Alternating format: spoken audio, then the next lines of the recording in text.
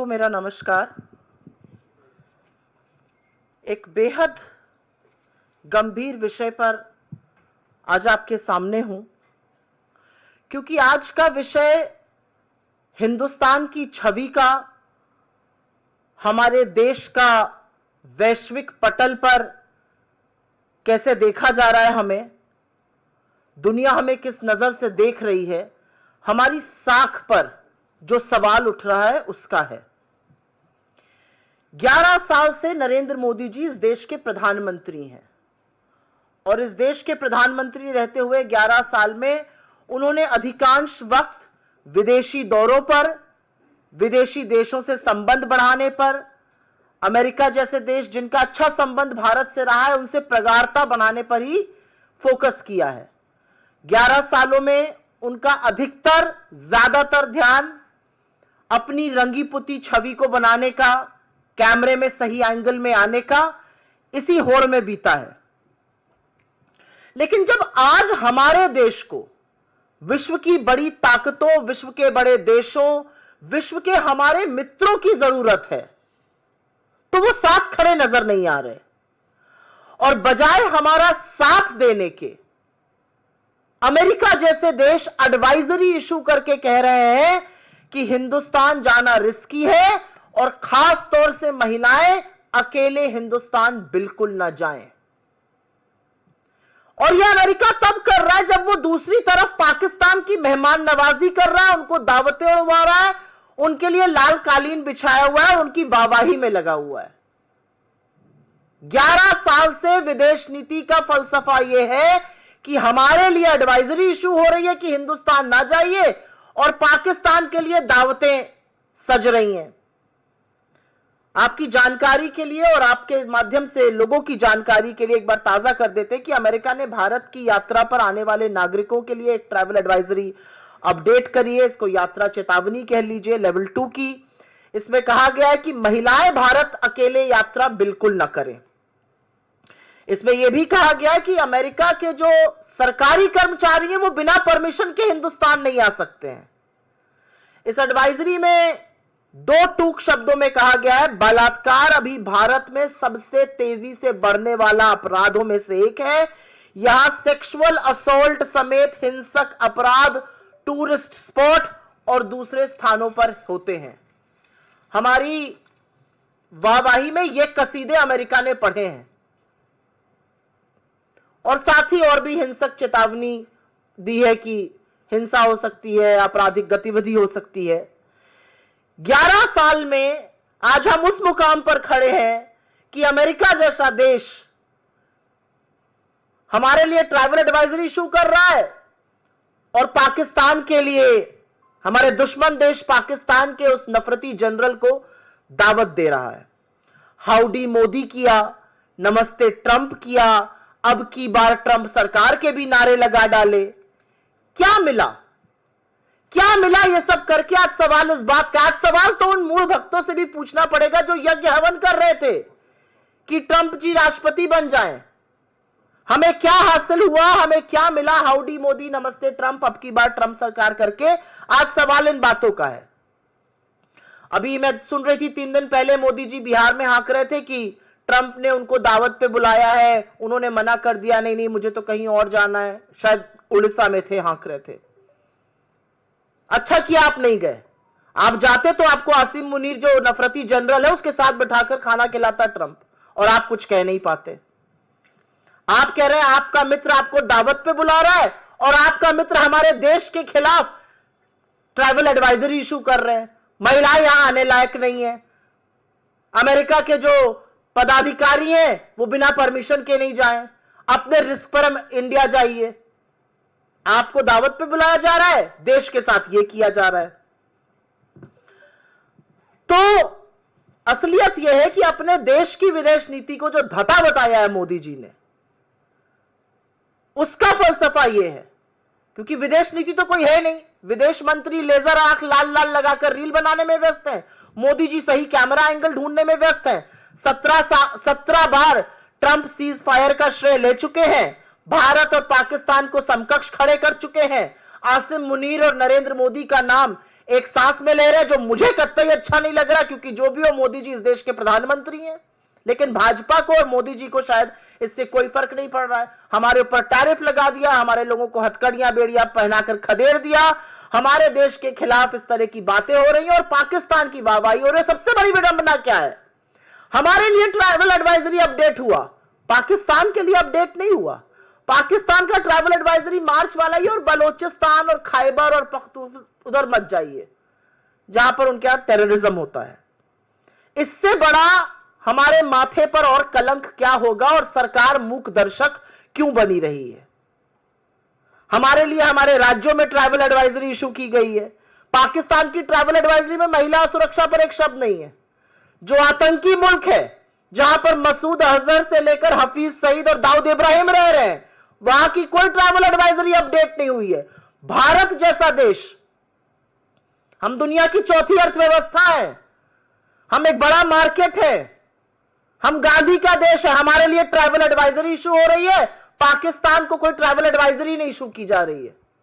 कितनी बड़ी विडंबना है ये, कितना बड़ा विरोधाभास है। इस पर नई दिल्ली को फर्क ही नहीं पड़ रहा है, सरकार सो रही है। और मुझे ऐसा लगता है कि भारत के इतिहास में इससे बड़ी धज्जियां, इससे ज्यादा कलई हमारी विदेश नीति की कभी नहीं खुली है। हम विश्वगुरु बनने का दंभ भरते हैं, लेकिन वैश्विक पटल पर अमेरिका एक भी मौका नहीं छोड़ रहा है हमारी फजीहत करने का। और एक बात बता दो इससे पहले कि अपनी डोमेस्टिक बातों पर चर्चा करें, क्योंकि वो भी जरूरी है। इस एडवाइजरी का बहुत फर्क पड़ता है। यह एडवाइजरी ऐसे ही नहीं कोई फर्रा इशू हो जाता है।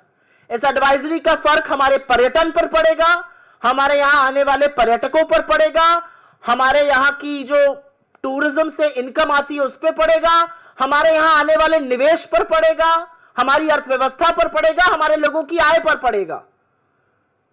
Just for your information, every foreign fund and every company looks at the risks of travel involved with an investment destination, और उसी तरह से इन्वेस्टमेंट होता है। और नेट एफडीआई का नेगेटिव होना इन्हीं सब चीजों का साक्ष्य है। और अब मैं बात करना चाहती हूं जो कुछ अनकंफर्टेबल चीजें अमेरिका ने उठाई हैं। मैं इस मंच से, मेरे तमाम साथी इस मंच से, कांग्रेस के वरिष्ठ नेता इस मंच से, अन्य तमाम मंचों से महिला अपराध के बारे में बेखौफ होकर बार बार बोलते हैं और सरकार की जवाबदेही तय करते हैं। क्योंकि यह भी सच है कि अगर देश में हर घंटे 43 महिलाओं के खिलाफ अपराध होता है तो चुप रहना संभव नहीं है, उसको नहीं बर्दाश्त किया जाएगा। और लगातार ऐसा हो रहा है। राष्ट्र की राजधानी दिल्ली में एक महिला के साथ बार बार अपराध होता है, वही आदमी उसके साथ बलात्कार करता है जिसकी वो कंप्लेन करने गई थी, जिसकी दिल्ली पुलिस ने कंप्लेन नहीं लिखी जनवरी में, अब वो फिर उसका रेप करता है और उसकी फिर एफआईआर नहीं लिखी जाती है। ओडिशा में एक छात्रा बीच पर गई, वहां पर 10 दानवों ने उसका गैंगरेप कर दिया। असलियत यह है कि छत्तीसगढ़ में एक आदिवासी औरत का इतनी बुरी तरह से गैंगरेप हुआ और उसकी अतड़ियां तक बाहर मिली। मुजफ्फरपुर में दलित बच्ची का सिर्फ गैंगरेप ही नहीं हुआ, उसके बदन पर 20 बार चाकू से गोदे हुए निशान मिले, उसकी अंततोगत्वा 1 जून को मृत्यु हो गई। असम के कछार में, बालाघाट में, मध्य प्रदेश के, मैं पढ़ती ही जा सकती हूं। उत्तर प्रदेश में नाबालिग बच्ची का चलती कार में रेप होता है, उसके साथी को बाहर फेंक दिया जाता है जिसकी मृत्यु हो जाती है। तो ऐसा नहीं है कि सब चंगा है। और यह एक सच है कि अधिकांश जो ऐसे मामले आते हैं, अधिकांश जो ऐसे कांड आते हैं, चाहे वो आईआईटी बीएचयू हो, चाहे वो नाव हो, चाहे वो चिन्मयानंद हो, चाहे वो अंकिता भंडारी हो, चाहे वो हरिद्वार की वो पिशाचनी हो जो अपनी बच्ची का गैंगरेप करा रही थी, या तो वो बीजेपी में पाए जाते हैं, या वो बीजेपी समर्थक होते हैं, या ऐसे अपराध के बाद उनको बीजेपी का संरक्षण मिल जाता है। असलियत इस बात की है। और इसलिए कुछ सवाल जरूर उठते हैं, और ये सवाल उठने वाजिब भी हैं। सवाल इसलिए उठते हैं क्योंकि अगर प्रज्वल रेवन्ना का प्रचार करने मोदी जी जाएंगे, अगर हर कीमत पर आईआईटी बीएचयू के गैंग रेपिस्ट को बचाने में सारी भाजपा जुट जाएगी, तो पॉलिटिकल संरक्षण मिल रहा है और इसीलिए अपराधी इतने बेखौफ हो रहे हैं। बड़ी बड़ी जो स्कीम्स हैं, चाहे वो निर्भया हो, चाहे वो बेटी बचाओ बेटी पढ़ाओ हो, जो अब मिशन शक्ति के अंतर्गत सब सब्ज्यूम हो गई हैं, उसके लगातार फंड काटे जा रहे हैं। लेकिन इन सब बातों के बावजूद आज सच ये है कि आप डोमेस्टिक फ्रंट पर आप आधी आबादी को देश में न्याय नहीं दे पा रहे हैं, आधी आबादी को देश में सुरक्षित नहीं कर पा रहे, आधी आबादी के खिलाफ जब अपराध होता है तो आपके मुंह से चू नहीं निकलती। आपका संरक्षण अपराधी को मिलता है, बार बार मिलता है। और विदेश में आपकी विदेश नीति इतनी विफल है कि जिनको आप गले लगाए, जिनके आप गले पड़ गए, आपने नमस्ते ट्रंप से हाउडी मोदी तक करा डाला, उनके नारे तक लगा डाले, उनका प्रचार प्रसार तक कराए, वो आपके खिलाफ ट्रैवल एडवाइजरी इशू कर रहे हैं। और भारत सरकार की ओर से एक शब्द नहीं, कोई आपत्ति नहीं। पाकिस्तान के खिलाफ ट्रैवल एडवाइजरी नहीं इशू होगी, हमारे खिलाफ होगी। पाकिस्तान के उस जनरल को बिठाकर दावत उड़वाई जाएगी, हमें पाठ पढ़ाया जाएगा और हम बिल्कुल चुप हैं। मतलब कहने को तो उनकी रगों में गरम खून और गरम सिंदूर खौलता है। ट्रंप का नाम सुनकर भीगी बिल्ली क्यों बन जाते हैं, कुछ बोलते क्यों नहीं है, मूक दर्शक क्यों बन जाते हैं। इस ट्राइबल एडवाइजरी का हमारी वैश्विक साख पर, वैश्विक पटल पर हमारी विदेश नीति की विफलता पूरी तरह से साफ है। और इसीलिए हमारी इस मंच से मांग है कि गवर्नमेंट ऑफ इंडिया इस मुद्दे को अमेरिका के प्रशासन से, अमेरिका की सरकार के साथ ले, और जो लगातार हमारे साथ हो रहा है, चाहे वो टैरिफ की धमकी हो, चाहे वो हमारे लोगों को खदेड़ना हो जबरन भेड़ बकरी की तरह अमेरिकन मिलिट्री जहाजों में ठूस कर, चाहे वो बार बार श्रेय लेना हो, 17 बार श्रेय ले डाला, एक शब्द नहीं हमारी ओर से। और अब यह ट्रैवल एडवाइजरी, इस पर जरूर भारत सरकार अपनी आवाज बुलंदी से उठाए। I will very briefly make a statement in English on something which deserves and needs your urgent attention, because this pertains to India's image, to India's standing at the global stage. The reality is that America has issued a travel advisory of level 2 and has advised its women, especially, not to travel alone to India, citing various cases of rape. It also, of course, goes on to say that various kinds of crimes and incidents of violence and terror attacks can happen, and very categorically says that American officials will need permission from the government before they travel to India. What is most ironical amidst this all is that this kind of an advisory is being issued for India, which will have far-reaching impact, and I'll just talk about that in a bit. But nothing of this kind is being issued for Pakistan, which is a terror country, which houses from Masood Azhar to Hafiz Saeed to Dawood Ibrahim to anybody worth talking about as far as the world of terror is concerned. They're all being housed, patronized and given protection by Pakistan. No such advisory for Pakistan. In fact, quite the contrary, we are being issued a travel advisory, and the general from Pakistan is enjoying a meal with President Trump. And President Trump goes on to hyphenate India and Pakistan. I mean, look at where we are in the world and look at where Pakistan is. I take huge offense to our Prime Minister's name being mentioned and hyphenated with the General Asim Munir, who, if you actually ask me, is a terrorist cloaked in that army uniform. But that's what is happening, and that's what is most ironical. The reality is that in the last 11 years, Mr. Modi has spent disproportionate amount of time pursuing foreign powers, from hugging and forcible hugs to howdy Modi, namaste Trump, ab ki baar Trump sarkar, to going to the US uninvited. He's done everything possible. And look at what America is doing to us. At a time when we need big, large nations of the world to stand with us, America is issuing travel advisories against us. And citing incidents which pertain to the rest of the world. But this really maligns us. And what is the government doing about it? Absolutely nothing. Pin drop silence like always. The reality is that Mr. Trump has taken credit for the ceasefire 17 times. He imposed tariffs on us. He called us an abuser and a fraud. He has put our people in handcuffs and sent them back to India. He's consistently insulting us, and our government chooses to keep quiet. And which is why the question arises, what is our foreign policy worth it? What is the cornerstone of a foreign policy? The cornerstone of a foreign policy is to keep India's interest above all. But Mr. Modi's foreign policy is to get the right camera angle so that he's shot from the good camera angle wherever he is in the world. Our foreign minister is too busy making reels with laser red eyes. So who do you expect to pursue foreign policy from? The reality also is, and I have no qualms in admitting and saying this, that on one hand travel advisory is being issued against us, but nothing on Pakistan, and we are completely mute spectators. We don't say a word. There are certain aspects which the travel advisory has raised, which are obviously troublesome. These are troubles of our own, and we should find solutions to it. We should ensure our women are safe. If 43 women in India meet crime every hour, there will be questions raised. The reality is that here in the national capital, which should be the safest region for women all over the country, unfortunately it is not. It is one of the most unsafe. A woman gets raped by the same man multiple times, and each time she tries to lodge an FIR, the Delhi police refuses to do so. A 19-year-old girl in Odisha on a beach is gang raped by 10 people. A tribal woman in Chhattisgarh is not just raped, her intestines are pulled out.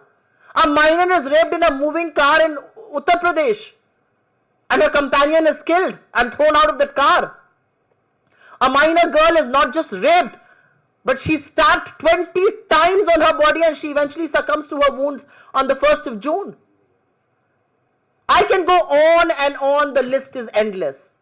But the reality is that this shows the dichotomy that on a domestic front, we are not being able to save women, we are not being able to deliver justice, and on the foreign front, Mr. Modi's foreign policy has completely fallen flat at a time when you need allies to stand with us. Allies are issuing travel advisory against us. And let me tell you, a travel advisory is very damning. It impacts the number of tourists who will come to India. It impacts the funds that will come, the source of income that tourism generates. It impacts the level of investments that will come to this country. It impacts the basic income of people who are associated with those sectors and otherwise. So these are very damning advisory. And yet the Modi government is absolutely quiet. Each time Mr. Trump has taken credit for the ceasefire, 17 times, 3 times on Twitter, 14 times on camera. Absolute pin drop silence from the Modi government. So we demand from this very platform that Indian government should register its protest.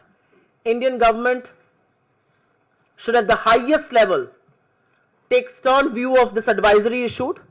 This is not in good faith.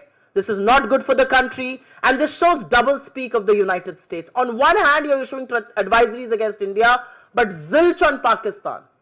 Pakistan, which is a terror state, is going absolutely scot-free. We are being hyphenated. Our Prime Minister is being spoken about in the same breath. I don't think any of this can be taken lying down.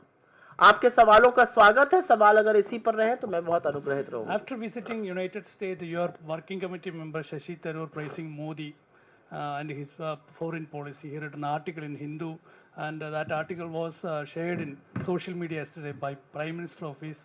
So what is AICC position on this? I am Supriya Srinath, and I am the national spokesperson of the Congress party, and I am addressing you here.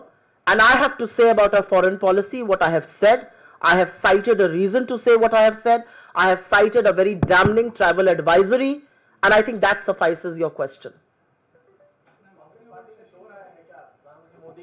Foreign policy को लेकर ये सवाल उनकी अपनी राय हो सकती है, वो कांग्रेस पार्टी की राय नहीं है. कांग्रेस पार्टी की राय इसलिए नहीं है क्योंकि कांग्रेस पार्टी आपको साक्ष्यों और सबूतों के साथ पूछ रही है. ट्राइबल एडवाइजरी ये कि महिलाएं अकेले नहीं जा सकती हैं. ट्राइबल एडवाइजरी ये कि हिंदुस्तान में रेप बेधड़क हो रहा है, आप बिल्कुल मत जाइए. ट्राइबल एडवाइजरी ये अपने रिस्क पर जाइए. ट्राइबल एडवाइजरी ये कि हिंदुस्तान में कहीं पर भी शॉपिंग मॉल पे या कहीं पर भी पर्यटकों की जगहों पर हिंसा हो सकती है, आतंकी हमले हो सकते हैं. ये ट्राइबल एडवाइजरी हिंदुस्तान के लिए आ रही है. ये ट्राइबल एडवाइजरी पाकिस्तान के लिए नहीं आ रही. ये बाकी आतंकी मुल्कों के लिए नहीं आ रही. ये हमारे लिए कैसे आ सकती है?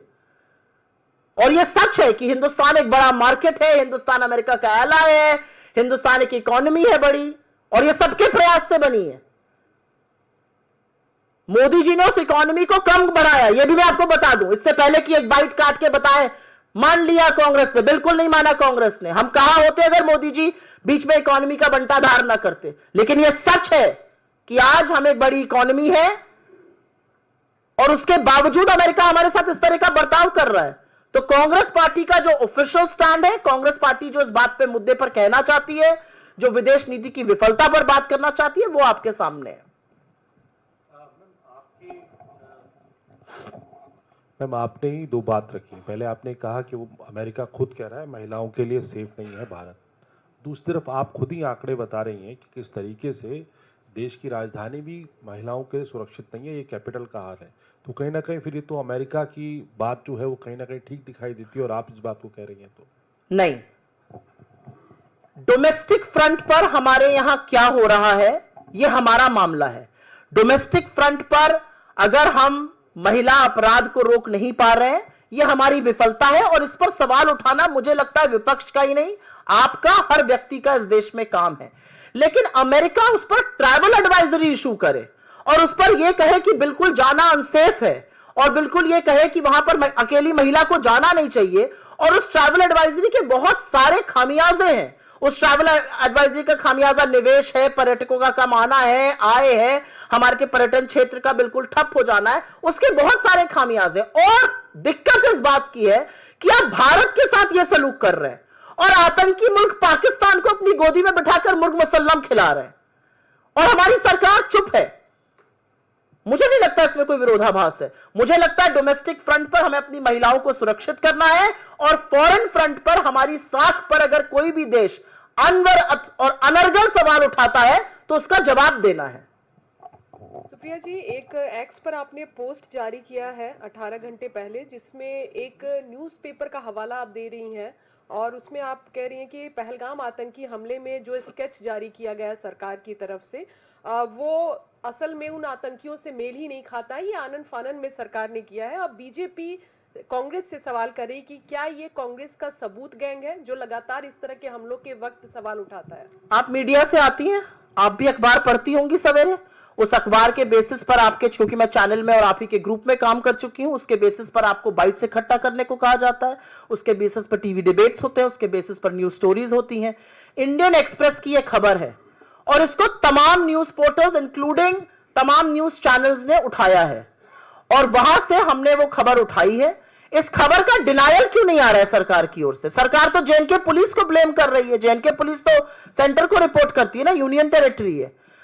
इंडियन एक्सप्रेस की एक खबर है, उस खबर के हवाले से यह बताया गया है कि जो 3 आतंकियों के स्केच रिलीज किए गए थे, असल में वो पहलगाम के आतंकी ही नहीं है, और यह जल्दबाजी में किया गया। तो मैं जानना चाहती हूं कि अभी तो हम यह सवाल उठा रहे थे कि 2 महीने से ऊपर हो गए और वो आतंकी कहां है ये किसी को पता नहीं, जमीन निगल गई, आसमान खा गया, किसी को नहीं पता है। ये कितनी बड़ी विफलता है कि 2 महीने बाद वो आतंकी कहां चले गए हमें पता ही नहीं है। वो देश में है तो हम पकड़ क्यों नहीं पा रहे, विदेश चले गए तो आपने सीज फायर कैसे कर दिया? असलियत यह है कि अभी सवाल यह था, अब पता चल रहा है नहीं जी, जो स्केच हमने देखा, जो फोटो हमने देखी, वो शायद आतंकी ही नहीं थे, और यह हवाला इंडियन एक्सप्रेस की रिपोर्ट दे रही है। तो सबूत गैंग, हर चीज में गैंग लगाने वाले लोग आज ये बताएं 2 महीने हो गए, ये आतंकी, कोई और आतंकी, कोई और स्केच, हत्यारे कहां हैं? सवाल इस बात का है। Ma'am, there was a meeting yesterday of the Prime Minister Museum and Library headed by the Prime Minister himself, and in the meeting it was decided that they are going to move court because apparently in 2008 Sonia Gandhi moved 51 cartons full of documents related to former Prime Minister Nehru. So what is there to move court about? To bring that back. She's a member of his family. She has every right to make his correspondence or anything private. In any case, I don't know much about this matter. I'm sure my party will come back with an official response, but my first response is that she's a member of his family. She's his great granddaughter. What is wrong with that?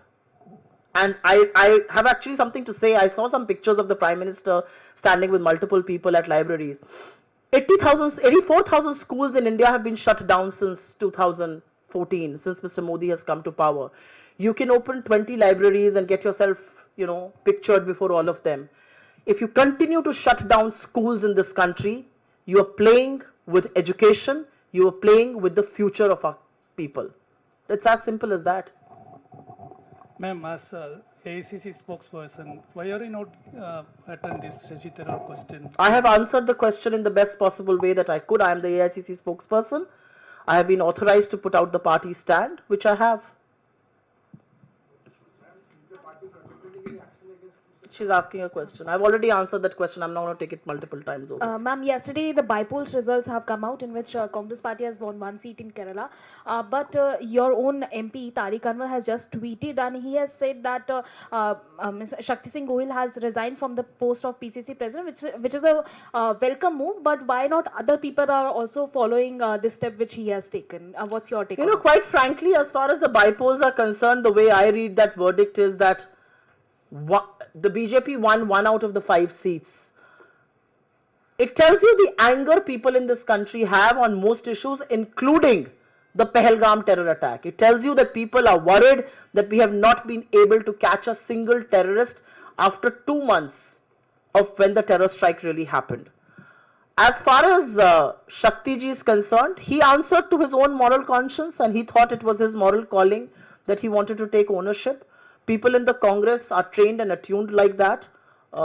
People in the BJP perhaps are not. The railway accidents continue unabated. The railway minister doesn't resign. There is a huge accident, one of the most unprecedented ones as far as airways is concerned. The aviation minister is busy making reels. Nobody in this government resigns. Nobody in this government takes any moral responsibility, including the Prime Minister. So I don't know, I don't know how misplaced or placed that question is, but if Shakti Singh Gohil ji feels that this is his moral responsibility, he's answered to his own moral call. Questioning that why Congress is silent now. Earlier they used to question a lot about the EVMs, but now when the result has come out in their favor and on other seats like Aam Aadmi Party has also won, then why Congress party is silent on the result? What do you mean, why are we silent? We look at voting patterns, we look at voting lists, we look at voters missing, we look at polling that happens. The reality is that in the last 2 months, you have seen Election Commission move earth and heaven to keep people out of the election process. You just had an election commission order that has gone to various states, which essentially says that they don't need to keep proof of video and photographs beyond 45 days if it is not challenged. They moved earth and heaven and in 24 hours made a law which ensured that people of this country have no access to electoral documents or electoral videography. Why is the Election Commission moving earth and heaven to keep people of this country out of the election process? Why can't you give digital readable voting lists to opposition that's demanding it? It's quite as simple as that. बहुत बहुत धन्यवाद आपका, शुक्रिया.